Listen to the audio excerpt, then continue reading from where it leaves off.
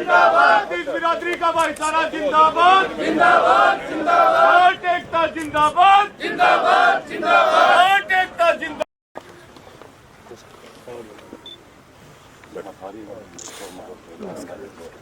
आ जाओ, बैठो, आ जाओ। सिंधु साहब सारंग पानी चाहिए।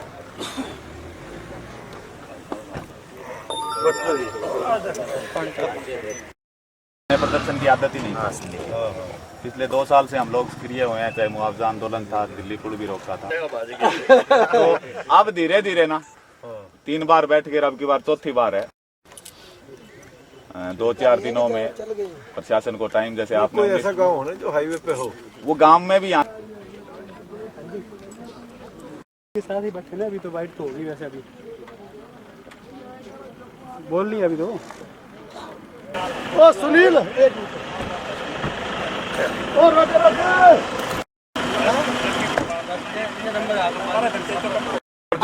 कोई रोकने वाला नहीं है। 19 तारीख को उसी गांव पे 500-700 आदमी की रैली। ठीक है। हाँ, आप तो इतने दिन शासन मरा, ये जिला तो तुम डरना ही नहीं चाहिए, तुम करे डरे प्रशासन।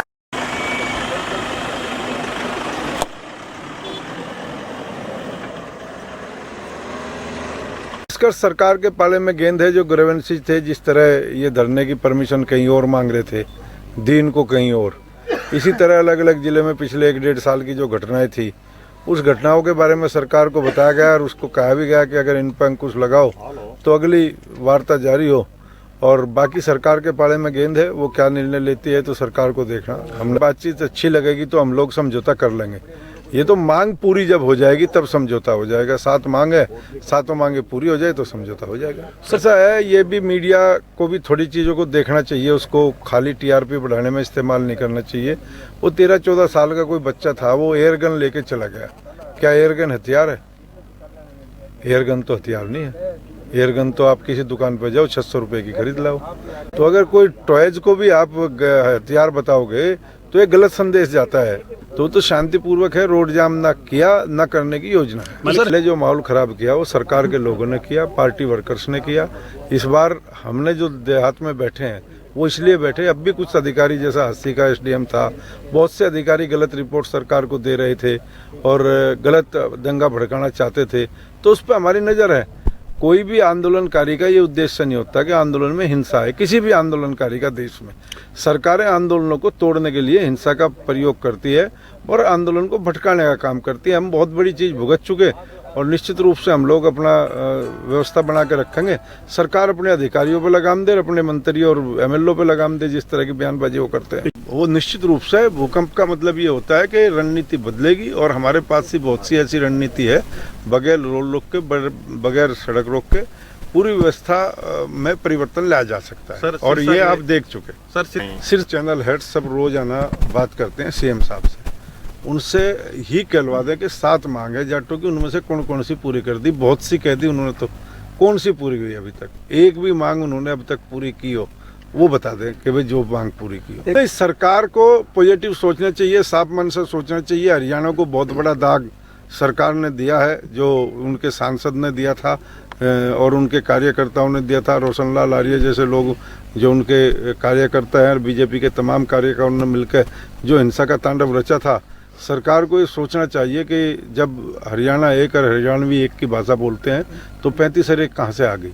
तो ये सरकार को भी सोचना चाहिए। रूसी के कार्यकर्ता, रूसी के सांसद अगर बोल रहे तो इसका मतलब सरकार बोल रही है। अगर या उनको उत्तर प्रदेश में अमित शाह जी को 8 तारीख को सफाई देनी पड़ी, मोदी जी को सफाई बिजनौर में देनी पड़ी, जो हरियाणा में हुआ उसकी सफाई देते घूम रहे हैं हम या पूरे देश में। अभी तो राजस्थान के चुनाव है, मध्य प्रदेश के चुनाव है। जाट को धमका के शांत नहीं किया जा सकता, उसको प्यार से बात करे बैठ के। जाट तो कभी ऐसा करता ही नहीं कि भाई वो कहीं हिंसा में भाग ले या कुछ ले, सबके साथ भाईचारा बराबर है। बिल्कुल आश्वस्त है, अगर सरकार के अधिकारी गड़बड़ नहीं करेगी, सरकार की पुलिस गड़बड़ नहीं करेगी। हमारा सीधा बलारा जी ने एक नारा दिया है कि पहले छेड़ेंगे नहीं, बाद में रुकेंगे नहीं, छोड़ेंगे भी नहीं। तो ये सीधा नारा है। पहले बिल्कुल कोई हिंसा की या कोई रास्ते रोकने की या कोई रेल रोकने की, और जो कल परसों आपने उसका जिक्र किया, बच्चा ले रहा था वो गन थी, प्लस कल जो डीजे वीजे लेके जाते हैं रास्ते में उनको भी हमने मना कर दिया कि कोई भी आदमी डीजे के साथ ना आए रास्ते रोकते हुए या नाच गाता हुआ, क्योंकि ये आंदोलन है और आंदोलन में शांति बेहद जरूरी है। और हम दुख में वहाँ बैठे हुए 21 भाई शहीद हो चुके, कोई ये ऐसा फेस्टिवल नहीं है कि जिसमें डीजे और वे चीजें चलाई जाए। अभी सारे मंत्री यूपी के जाट का 2000 से आरक्षण है। पहले तो मैं ये बता दूं आपके मंत्रियों को, केंद्र में आरक्षण हो गया था, बाकी 8 राज्यों का भी और हरियाणा का भी यूपी से पहले 1991 में आरक्षण हो गया था। यहाँ की जातिवाद मानसिकता की सरकार से वो आरक्षण कैंसिल हुआ। प्लस उनसे ही पूछना कि भाई यूपी के चुनाव में कौन कौन गए और क्या लेने गए थे वहाँ और क्या रिश्तेदारी थी उनकी वहाँ। इस देश का कोई भी नागरिक बाहरी नहीं है और मैं इस संगठन का राष्ट्रीय अध्यक्ष हूँ, प्रदेश अध्यक्ष नहीं हूँ। प्रदेश अध्यक्ष सुबह सिंह ढाका जी हैं, प्रभारी अशोक बलारा जी हैं, राष्ट्रीय महासचिव हैं। ये तमाम लोग इस तरह की बात बांट के लोगों के मन में नफरत फैलाने का काम और बाहर अंदर का किस लिए जाते हैं। अभी मुख्यमंत्री जी 1-1.5 महीना पहले पुल का उद्घाटन करने यूपी गए हुए थे, क्या लेने गए थे यूपी?